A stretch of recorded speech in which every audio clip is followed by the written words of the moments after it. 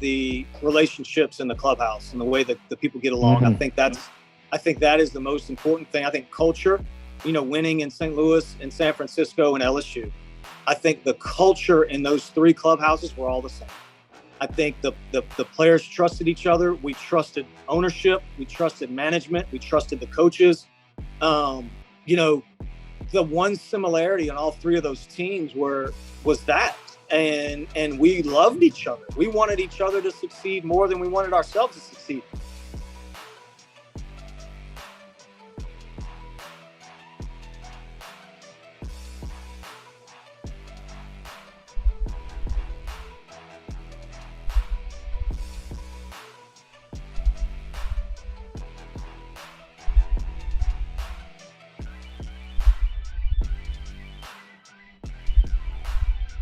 What's up, guys? How's it going? Sean French here with another episode of the podcast, The Determined Society.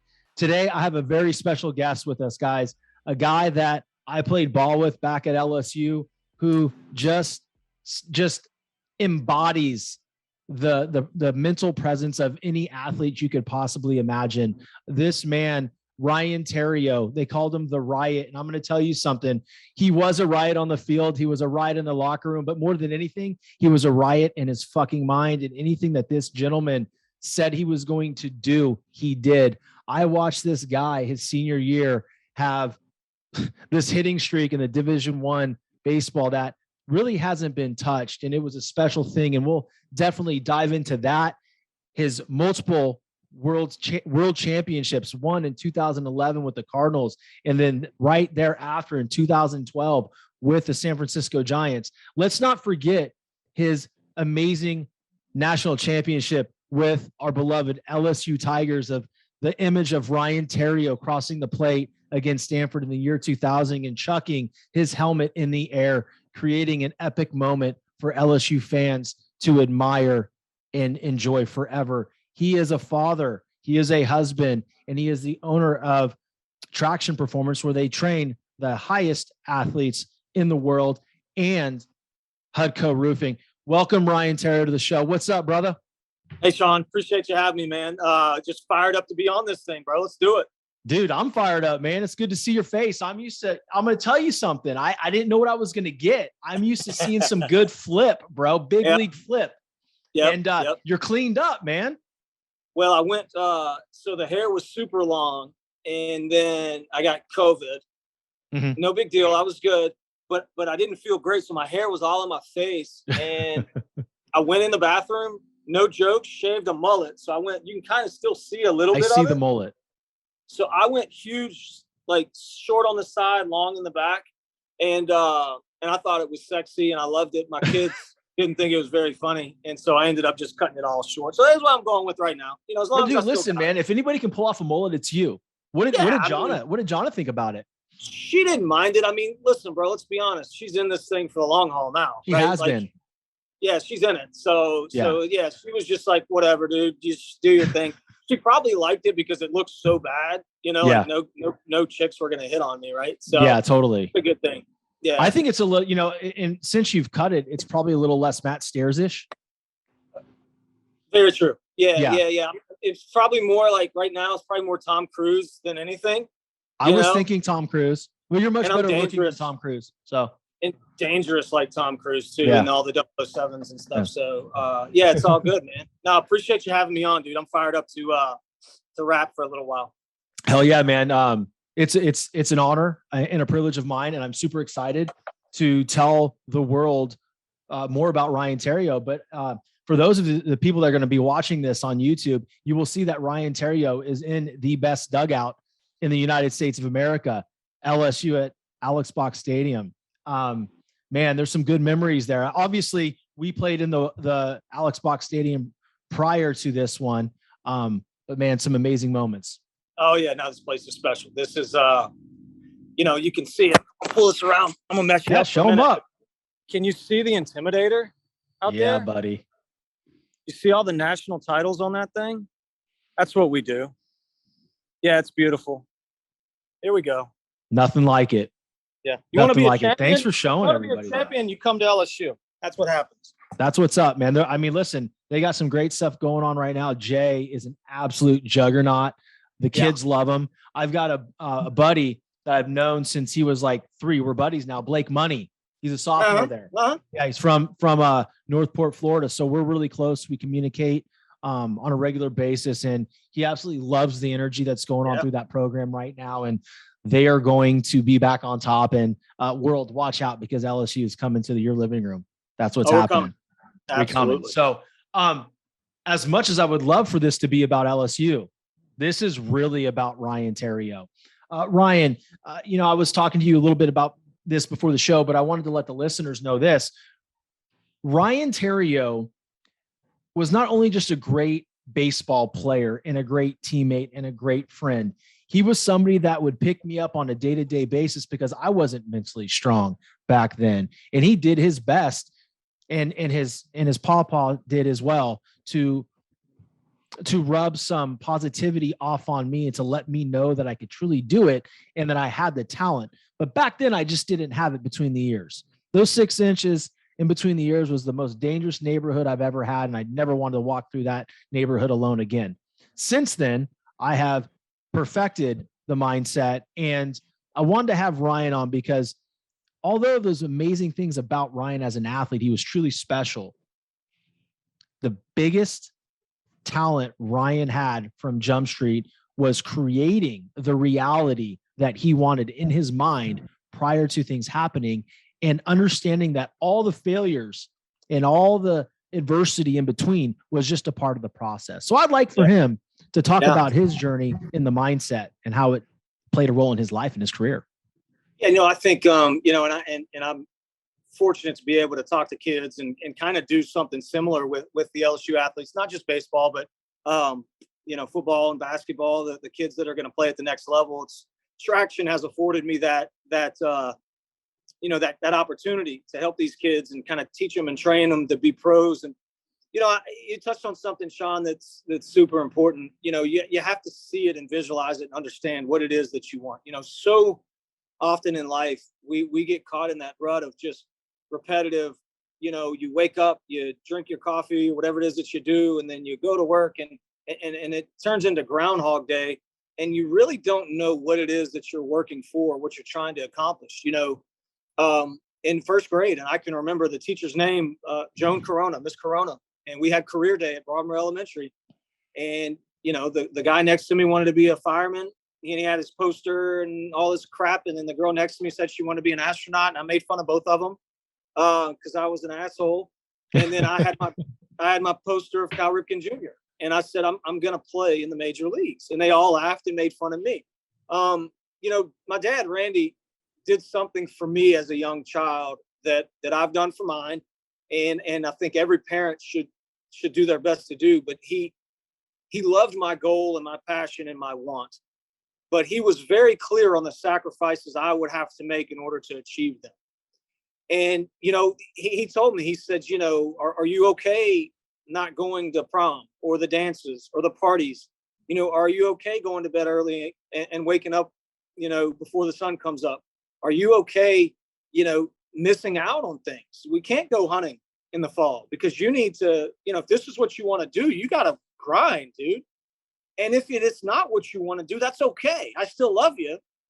But these are the sacrifices you have to make in order to achieve, what it is that you want to do. And so, man, he was very clear and upfront with those things for me as a child.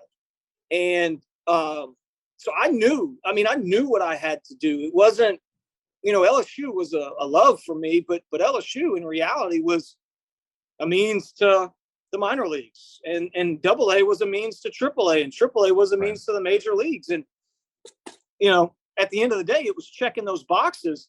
And, and so identifying what it is, I think, Sean, really understanding what it is, and then working backwards. Same thing applies in business. Same thing applies in relationships. What is it that you want out of a relationship? And if you don't know the end goal, the end game, you're just spinning your freaking wheels, bro. It's funny that you mentioned that, because I always talk, and I'm the type of person people laugh at too, right? Because they ask me what I'm doing with my podcast. I'll hop on Zoom calls and people laugh at me because I have this microphone, or, I'm doing all this stuff on social media. And it's just like, I see a bigger picture. Here's what I'm going to be. And what I do is I find what that end goal is, and I reverse engineer. Right. And I know the sacrifices and or investments I need to make in myself in order to make this thing happen. Am I going to bed at, 10 o'clock now? No, I'm going to bed at 1 or 2 because I have to do I have to get this shit ready. Right. I have to be on for a Ryan Theriot. I can't come here with no energy. I can't come here with nothing to say or do. Right. I have to be so dialed in on what the end process is and embody that person right now that's going to create that result out there in the world. And I think that, that's exactly what you were able to do as a player at LSU. Yep.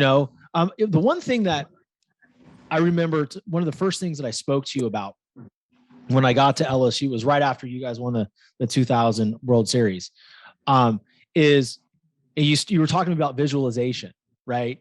And you saw that moment, that very moment of you crossing the plate in an in a Rios-esque fashion. Can you talk to our listeners about that, please? Yeah, Coach Bertman was unique in the fact that he videoed everything. And so we would watch these videos, all positive reinforcement, literally every day. And yeah, you're correct. There was a clip where Armando Rios, who was a guy that as a child, I watched him play at LSU. But there was a moment where he slid across home plate to win the College World Series, and he fires his helmet, over the netting into the stands. And, you see it so often, but it doesn't like sink in, but it becomes a reality, in what you do. And I promise you, rounding third base, it was not going through my mind, hey, fire your helmet in the stands like a moron, and it just happened. And if you side by side those two videos of Armando and then myself, it's the same thing. It's the slide, helmet off, chuck it in the stands, and I ended up befriending him when I was playing professionally, and we talked about that, and he loved it. But the visualization piece, I don't want to just talk about sports with it, because I believe it's easy in sports. It's easy for a kid, or not easy, it's easier for a kid or a young athlete to go, hey, I want to be Alex Bregman. He's 5'11", he's 190 pounds. I'm just as big as he is. I can do it. I can do what he does. That's easy because you can see it, you can touch it, it's tangible. The challenge that I had for about 4 or 5 years post-retirement was taking that same thought mindset into the business world, into your everyday work, into like the real world, not sports, but and I would watch people that would kind of spin their wheels, and then I would watch others that are so uber successful, and they did what we're talking about.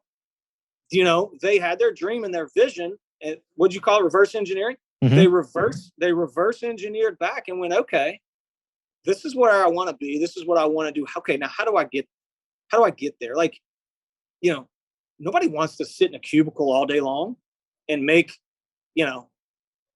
middle of the road salary and retire when they're, 65. And, that doesn't sound exciting to me. And I would say in a honest moment, it's probably not exciting to anybody. It's just what they settled for. Yeah, man. Here's the other thing. That's like another topic, right? That is subscribing to a narrative that is placed on you as a child, right? We all go through these parts of reality, right? Where we're told that we have to graduate college and get a salary paying job. And at the end of the day, we get there and we're like, wait a second. Yeah, I'm following the narrative that was sold to me. This isn't my higher self. My higher self is doing X, Y, Z. There's a version of myself right fucking now living my reality. Now I got to go meet that motherfucker. And for me, you're right. This isn't just about sports. Sports is easy to sit there, easier, like you say, to sit there and visualize a fastball, coming in on you and turning and burning on that bitch. That's okay. That's cool, right? Because you've been through those moments many, many times.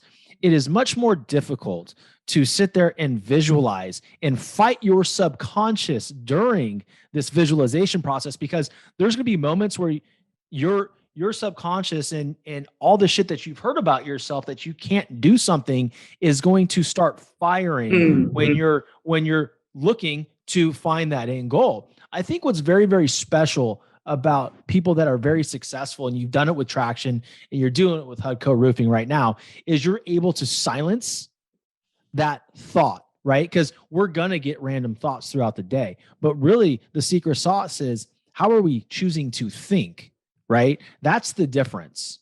So walk me through, because, how far after retirement did you build Traction? So I spent every penny of my signing bonus on the dirt. So when I was in the minor leagues, I bought the dirt in the minor leagues, and Traction was my plan B. It was a dream that I'd had for a long time, helping kids in Baton Rouge, and I knew I could monetize it. Mm-hmm. And, John and I were engaged to be married, that first year out. And I just needed a backup plan, in case I didn't get to the show. I needed to know I could provide for her, and in an arena that I loved. And so I spent all my signing bonus. I've been broke before. Shit, I'll be broke again. Right. And so that was my plan B. And, I didn't focus all my energy on it, but I definitely focused a little bit on it, and it was something that I was growing as I was growing my baseball career. And I'll say, it's kind of like a swing. I tell my hitters this all the time. I was actually having this discussion. Daniel Cabrera, who will be in the big leagues next year with the Tigers, great player. But I told Daniel, I said, it's very rare that you have your A swing every game. The great hitters, they have a B swing or even a C swing or approach that they can bring every AB. It may not be as aggressive. It may not be as powerful. It may not be, your best swing, but it's good enough. That's your plan B. The ones that struggle, they just have one plan, one swing, and that's it. And, you're going to face a Justin Verlander or, Walker Buehler, and he's going to get you out. There's nothing you can do about that, right? So you have to have a plan B, and the same thing applies in life, I think. And when you're talking about preparing for the future and that mindset, it's good to be prepared. An interesting thing going on right now, Frenchie, is the NIL stuff in college sports. Yeah. And so I'm fortunate to sit on a few boards, and we're doing some stuff with LSU baseball. And I brought this up the other day in one of our meetings. We were talking about raising money for the kids, and you can pay them now. It's the craziest thing in the world. You just give them the money. Literally, all they have to do is take a picture, and you can give them $100,000 or $1 million. So I told him, I said, there's something else in this that I think is important. I'm signing kids to NIL deals with Hudco Roofing and Exteriors left and right. They are gaining real life experience from a business standpoint, contract negotiations, things that you and I didn't get in college, and it's preparing them for the next step, because the truth is they're not going to play in the major leagues. Some of them maybe. Right. And so this is, although it's getting a lot of bad press, NIL, you're going to see kids that are prepared for the real world better than you and I were, because they've had these situations. I think preparation is super important. I really do. Yeah, I think the public has a lot of opinions about NIL because they don't truly understand it and really truly understand behind the scenes of what's going on. And with anything, it's how we choose to deal with something and bring it to market. And what you're doing and what Coach Johnson's doing with LSU is we're taking a business approach to NIL and teaching these kids something and preparing them for life and business, because, without that, they have to learn that out in the real world and get stepped on first and then learn the hard way. My one question was back to the launch pad of that initial question of visualizing. Going through business is, were there any points in time where you were seeing something on the movie screen of your mind, right? Your mind's conceiving it and you can see it. And then at one point during that meditation or that visualization, whatever you want to call it, right? Because it's all the same. Did that mind say, Ryan, hold on, bro. What are you doing? This isn't possible. Walk me through that. I would say my blessing and my curse is that, Mm-hmm. I am a dreamer. I am an idea guy. If you looked it up, the definition in the dictionary, like that's my face. Like, I mean, it's with everything that I do, it's never good enough. And so I'm always going, okay, what if my business partners hate me because it's honestly, it's nonstop. I'm like, hey bro, I got an idea. Call me, or whatever. When it's interesting that you asked that. I mean, and that's a good question. The answer is probably no. It's amazing. It's so weird. I'm trying to think of an instance where I was like, yeah, you're probably right. But no, man. I mean, I just always look for. I'm a big what if guy, Mm-hmm. and it's never no, you can't do it. It's okay. How do you figure it out? And I don't take no for an answer very well. Mm-hmm. And I'm pretty aggravating to people, I'm sure. I mean, but we took a batting cage. We took a youth sports facility that nobody makes money in that. And I'm not going to go into detail, but it's pretty damn profitable. And how did you do it? Well, we partnered with the largest sanctioning body in the world in Perfect Game. Mm-hmm. We hired the best youth sports director on the planet, Brad Cressy. Yes, absolutely. We kept building fields. Mm-hmm. When everybody else said it was stupid. We have 12 turf fields. Now we have 17 turf fields. Now, okay, what next? Physical therapy. Why? Because I can bill insurance.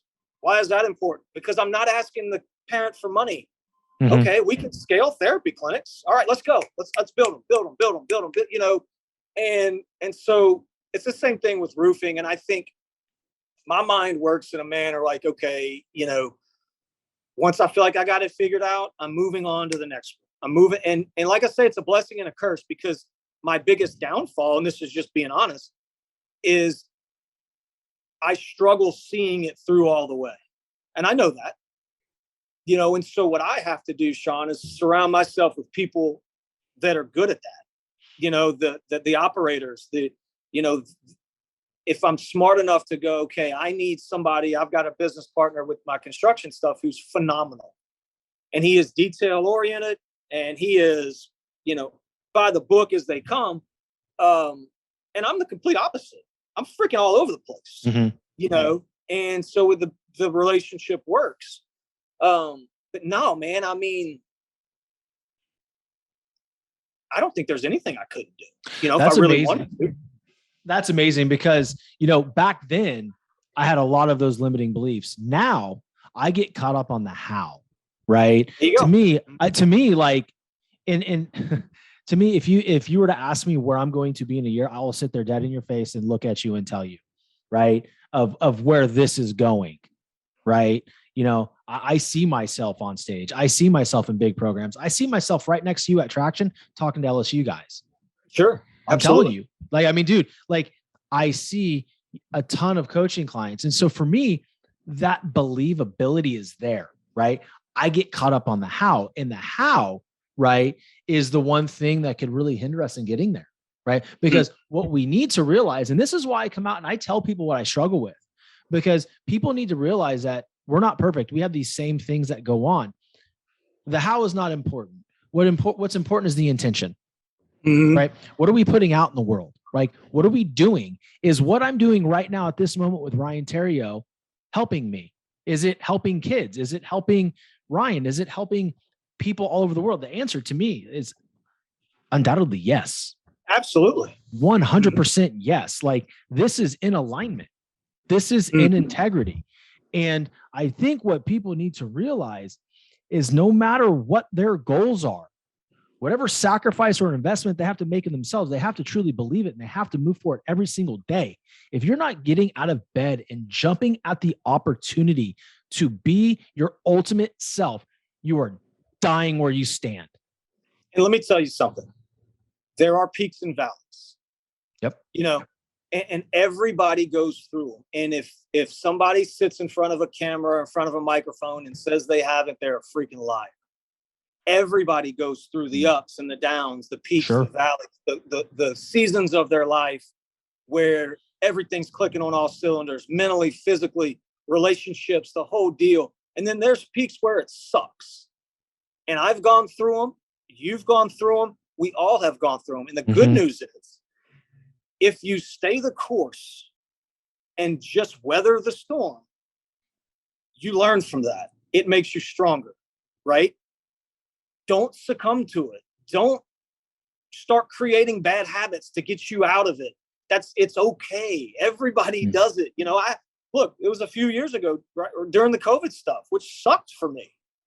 There was a lot of crap I couldn't do. There was a lot of uncertainty. Business was brutal. And that was a valley. And, you know, I think knowing that it was going to be okay.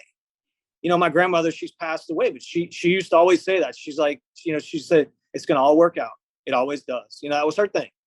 You know, it's going to all work out. It always does. And that's true. You know, I think for me, Sean, my relationship with God and spiritually was super important during those times, and understanding that I had something I could go to for answers. You know what I mean? Sure. Without self-medicating, without doing these things that people, I mean, listen, bro, it happens, you know? And so, yeah, man, the valleys are important. They are super important, because without the valleys, you can't have the peaks. You can't. And I think it's super important when you're going through those valleys to understand and appreciate them. As hard as it is, right? It is something that is the hardest thing to do, is to appreciate when things aren't clicking on all cylinders in your business, in your game, in your relationship, maybe a marriage, right? Yep. Because we all go through seasons where all of those things suffer, because we're human beings. But to find the true appreciation and the opportunity to build strength to come out of that even better, I think is an opportunity that, you know, all too often that we underlook as human beings. So I'm with you on all of that, brother. And I think those are really, really good points, that you're not gonna be clicking on all cylinders at all times. Right. And we need to know that, right? And we need to prepare. We need to be ready to respond, not react. And I would imagine going through the farm system and into the big leagues is a lot like that. And I really, because I think this topic will take about 10, 15 minutes, and I know you got some things to do. So I do want to hit this. Like, walk me through that process, because once you get to AA, I mean, really the only separator is that 6 inches between the ears to the big league. I wanted to quit. Like, I had made up my mind in 2004 that I was done. No shit. John and I were married. She was pregnant with my first son, Houston.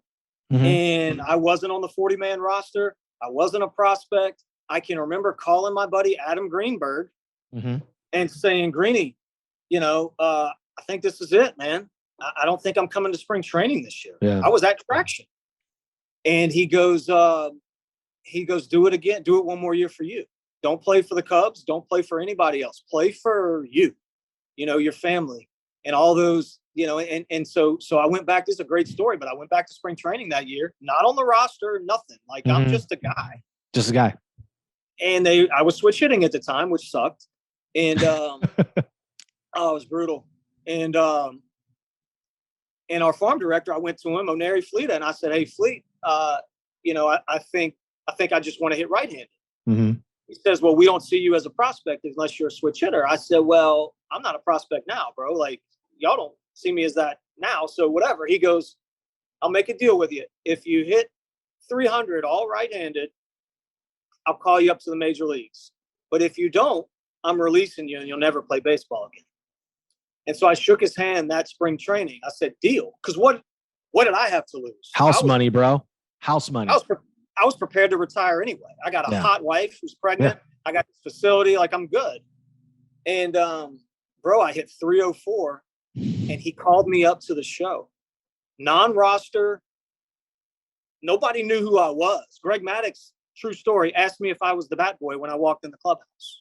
I promise you. He goes, "You're a little bit old to be a bat boy, aren't you?" I said, "Oh gosh." Oh shit. Yeah. And so yes, I mean, it happened that fast to where I was prepared to give. And then the next year I'm the starting shortstop for the Cubs. And, 10 years later, I've got 2 rings, and, it just happened that fast. So yeah, man, the valley of the minor leagues was as deep and dark as it could be.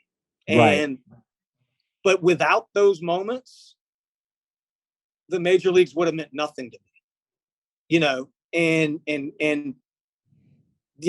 it wasn't about the money or any of that. It was just about knowing that I really and truly had to grind to get there.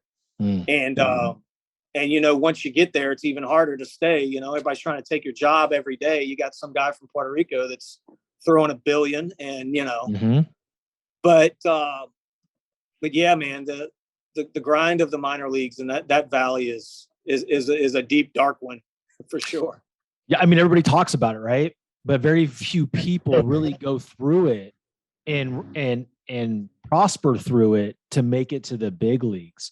Yeah. Was there ever a moment in your mind where, and I know your answer would be like, hell no, man, I wasn't satisfied. And I'm not even asking you to say that, but to a point to where you're like, you took a deep breath and you're like, all right, man, I've made it. I'm in a career here. I'm a big leaguer, and this is where I belong. This is where I'm going to stay. What was that moment like for you? And what did it feel like?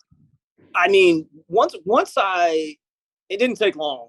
Once I got out there and played a couple games and got a few hits and made a few plays, I'm like, okay, this isn't much different.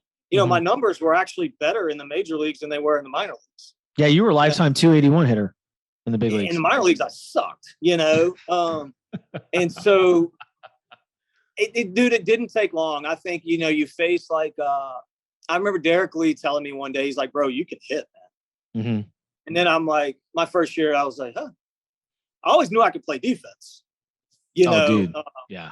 but the hitting thing, once he said that, I was like, okay, this is an all-star, he doesn't have to say that to me. But yeah, man, I mean, it didn't take long, bro. And then once you're there, once you belong, then it's like, all right, how do I get better? And how do I parlay this into 5 years, 6 years, 8 years, 10 years, whatever. But yeah, man, it was a crazy journey, no doubt. What were some of the favorite outside of the World Series championships? Because I'm going to get to that, right? Because I can tie that into everyday life for other people, right? What were some of your favorite moments? The call up was awesome. Getting that call. I was in AA and so I got called up from AA. So that, Jonna was due to have, actually Houston was born a month and a half before that. So, yeah, so that was cool. The World Series is great. Getting through arbitration, off of your rookie contract is important. Then you're kind of a guy at that point. The World Series, you can't beat that, but just the bonds and relationships you form too along the way. Being able to come back and talk to these LSU kids about the journey, is a cool thing for me that I can continue to capitalize on. That's pretty awesome, man. The one thing that I really like about you, and I always have, is you've always been about other people. And, you just told the whole world yet again who you are as a person. And that comes from great parents and great grandparents who I know personally.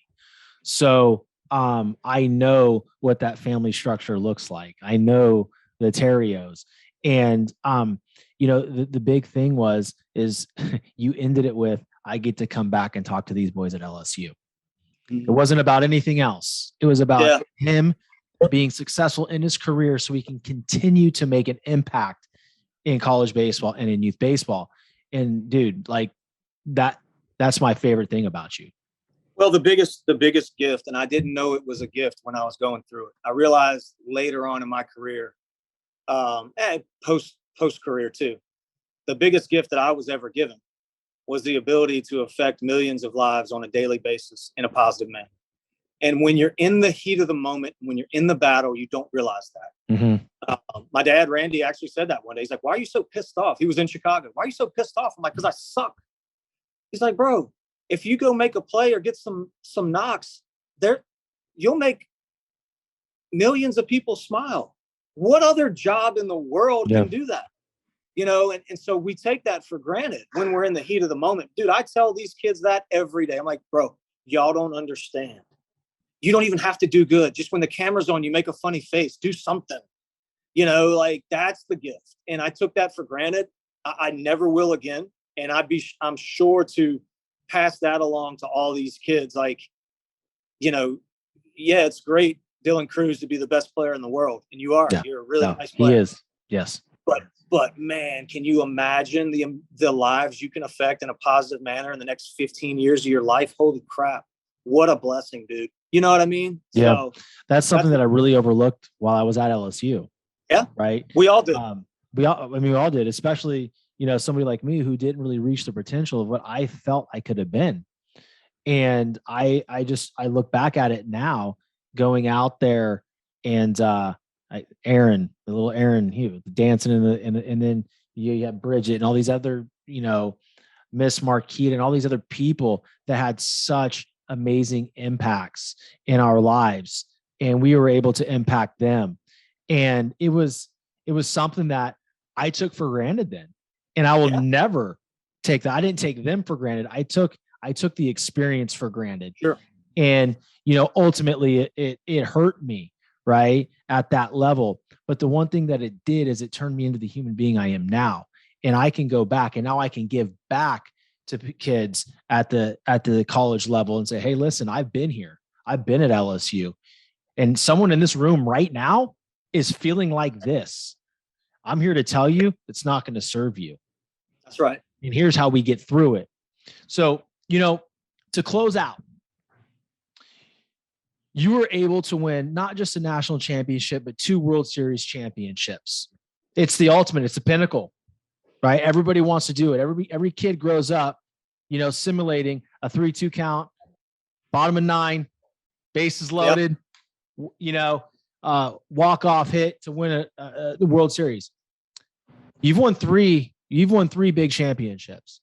Talk to us about that feeling and the grittiness that it takes to achieve something like that. It doesn't have anything to do with, excuse me, I take that back. It has a little bit to do with the team. The talent. It has more to do with the relationships in the clubhouse and the way that the people get along. I think that is the most important thing. I think culture, winning in St. Louis and San Francisco and LSU. I think the culture in those 3 clubhouses were all the same. I think the players trusted each other. We trusted ownership. We trusted management. We trusted the coaches.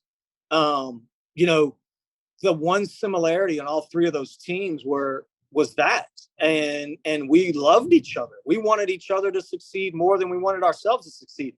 And I've been on more talented teams. Chicago in 07 and 08 was the best. Yeah. We had number 1 offense and defense in baseball and best pitching staff, but we couldn't win. And so, culture is so, so important. How do you create it? What do you do to create it? How do you maintain it? That's the secret sauce. Yeah. And you have to have a mixture of superstars and class clowns and dudes that beat everybody up. And then guys that'll put their arm around you and tell you they love you and, how great you are. You got to have that mixture. It's like making a gumbo, dude. And, that's the question. How do you do it? Some people have figured it out. Nick Saban's figured it out. Steve Bertman figured it out. And so that's the one similarity, Sean. And the whole thing, it starts at the top. It truly does. Your leader is the most important part of that. The Tony La Russas of the world, the Bruce Bochy's, the Skip Bertmans, the Nick Sabans, like I said, those are the ones, man. You want to have a cool guest on, get one of those guys, and in an honest moment after a few brown waters, let them tell you what it is, because I'll say it's the class clowns. Yeah, people keep it loose. Make everybody laugh. Yeah. Well, you were that clown. I can't talk about it on the air. Oh my God. dude, I mean, stupidest crap you've ever seen. Absolutely. Oh dude, like, yeah.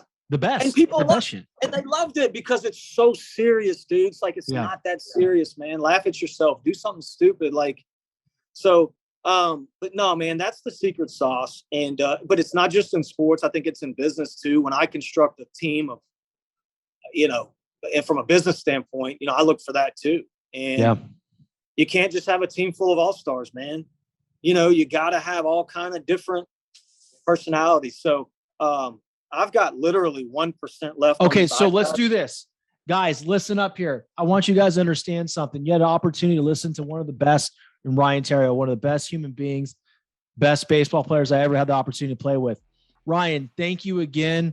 The listeners are going to love this episode. Hang out for a second, please. I want to say something to you before I hop off. We're out, guys. Share this episode with all your friends. That's how we're growing right now. Before I start to bug you with all of the ads from Traction Performance and Hudco Roofing, don't worry, we'll get them on. So anyway, guys, love you all. Have a good one. Thank you, Sean. Thank you.